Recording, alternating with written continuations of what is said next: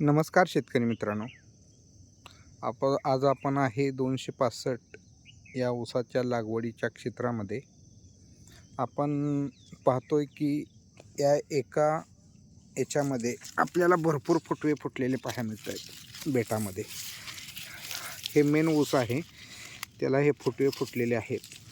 पण हे सगळे फुटवे जर लाभायचे असतील तर आपणाला थोडेसे वेगळे प्रयत्न करावे लागतात, जे रेग्युलर करण्यापेक्षा. कारण हे फुटवे कालांतराने आपल्याला जळलेले पाहायला मिळतात. यासाठी आपणाला यापैकी बरेच फुटवे वाचवायचे असतील तर स्प्रे घ्यावे लागतात. ते स्प्रे नाही घेतले तर आपल्याला हे यामधले एक 3 ते 4 फुटवेच आपल्याला वाचलेले पाहायला मिळतील. त्यामुळं याचं ड्रिचिंग करणं आणि याच्यावरती स्प्रे घेणं हे फार गरजेचं आहे. तर प्रत्येक ऊसाच्या बुडक्यांमध्ये आपल्याला एक 15-20 असे फुटवे आहेत, परंतु एवढे फुटवे आपल्याला हे राहिलेले पाहायला मिळत नाहीत.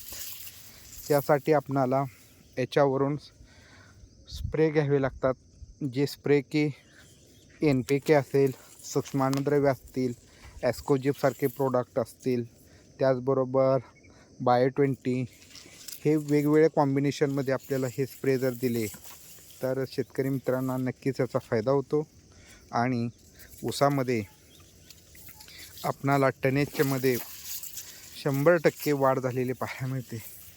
आता या ठिकाणी आपल्याला पाहायला मिळतं की काही तुटाळ झालेले आहे. ते तुटाळ आपण साधणं पण गरजेचं आहे, जे की ऊसाच्या उत्पादनामध्ये आपणाला घट होणार नाही. हे सर्व फुटवे आपणाला टिकवायचे असतील तर स्प्रे नक्कीच घ्यावे लागतील. आपण या प्लॉटमध्ये तणनाशकाचा चांगला वापर करून तणांचं नियंत्रण पण केलेलं पाहायला मिळतं आणि फुटवेही आपल्याला चांगले आलेले पाहायला मिळत आहेत. अधिक माहितीसाठी जनाई कृषी केंद्र भटुंबरे या ठिकाणी विजिट द्यावी आणि आमच्या चॅनलला लाईक आणि सबस्क्राईब करायला विसरू नका. धन्यवाद.